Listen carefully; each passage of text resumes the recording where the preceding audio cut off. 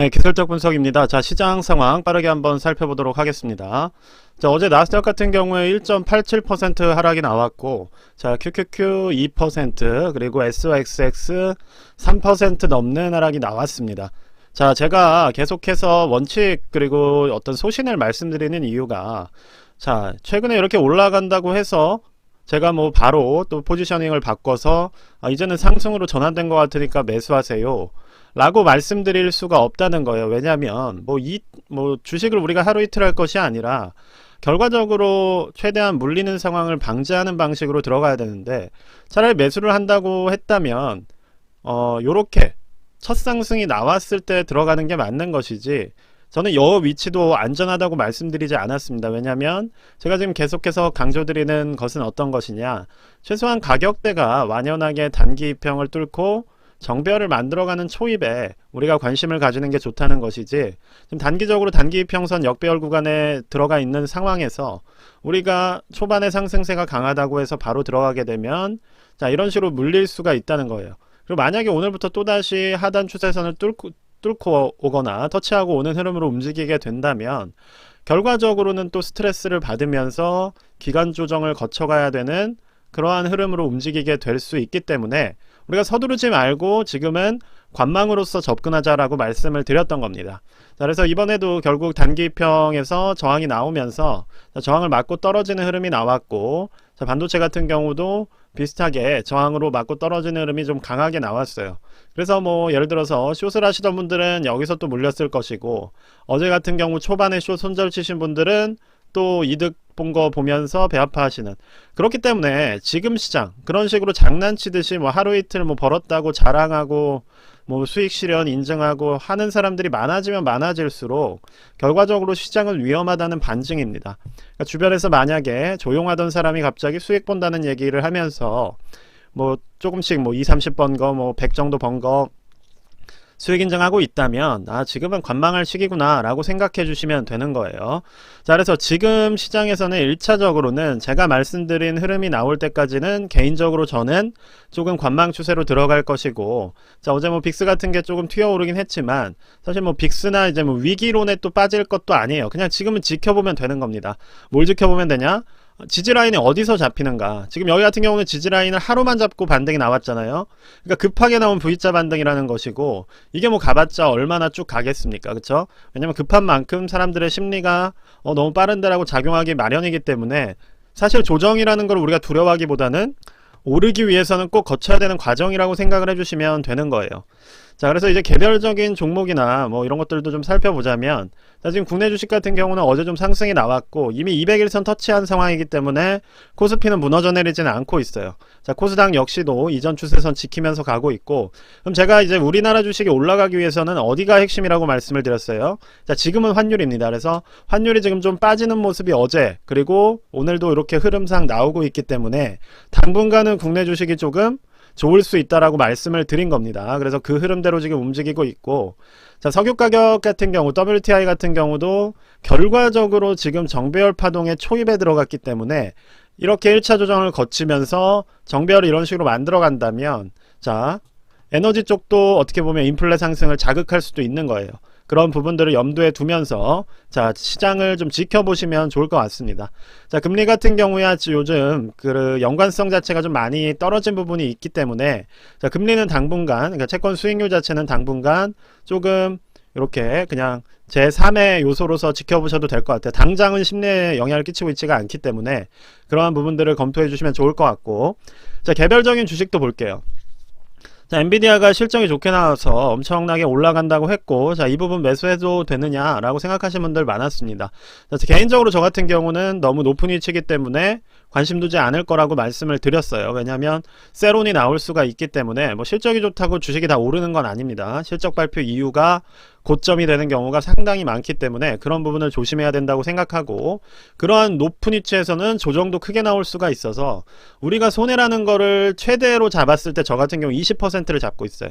그러니까 제 포트에서 20%가 넘는 종목은 웬만해서는 잘 보고 싶어 하지 않는 스타일이기 때문에 그러한 위험성이 있다는 부분은 항상 조심을 하는 편입니다. 자, 지금 엔비디아 같은 경우는 어제 0.1% 오르면서 마무리했어요. 지금 이게 오류가 있는 것 같은데, 자, 지금 이 부분이 양봉이 아니라 음봉입니다. 즉 여기서 시작했다가 여기까지 빠진 거예요.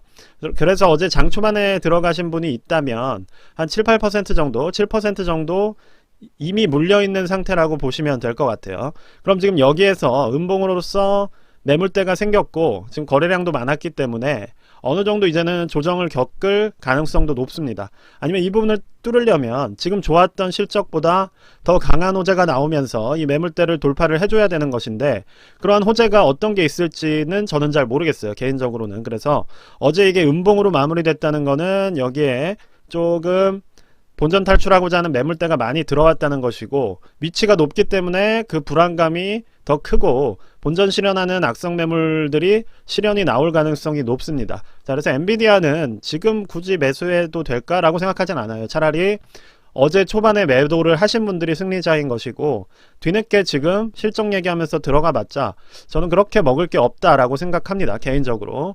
자, 테슬라 같은 경우도 말씀을 드려볼게요.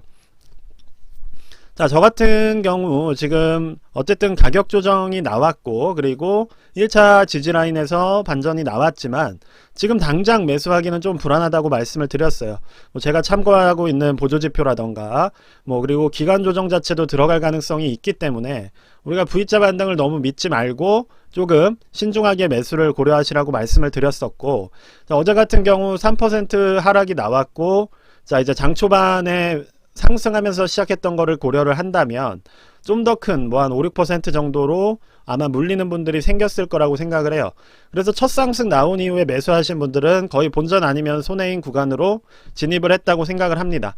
자, 그렇다면 당연히 이제 요 구간에서 어느 정도 시간을 가져갈 것으로 보이고, 그 다음에 이제 항상 지지라인이 어딘지를 확인하라고 말씀을 드렸어요. 자, 앞으로 요 인근에서 이렇게 움직이면서 과연 요 지지라인을 돌파를 하는지, 그리고 혹은 유지를 하면서 따라 올라가는지를 잘 지켜봐 주시면 될 것 같습니다. 자, 그 흐름 자체가 좀 명확하게 잡혔을 때 매수를 고려하시는 게 더 안전한 것이고, 지금 들어가는 거는 제 개인적인 생각으로는 조금 빠르다. 그러니까 조금 더 올라간 뒤에 들어가더라도 그게 늦지 않다는 거예요. 그러니까 한 이 구간쯤에서, 이러한 구간쯤에서 한 240달러 정도에서 들어가더라도 그 10달러를 못 먹은 게 그렇게 안타깝지가 않다는 겁니다. 왜냐? 우리가 보험을 들고 안전을 추구하는 것처럼 주식에서도 결과적으로 안전이라는 게 중요한 거예요. 그러니까 돈을 가지고서 적금에 넣으시는 분들이 주식에서는 이러한 정도의 위험을 막 무릅쓰는 걸 보면 참 신기합니다. 그래서 항상 주식 같은 것도 우리가 도박으로서 접근하는 게 아니라 조금 더 안전한 구간 혹은 위치에서 진입을 하는 게 어떨까라는 마인드로 좀 지켜봐 주시면 좋을 것 같습니다.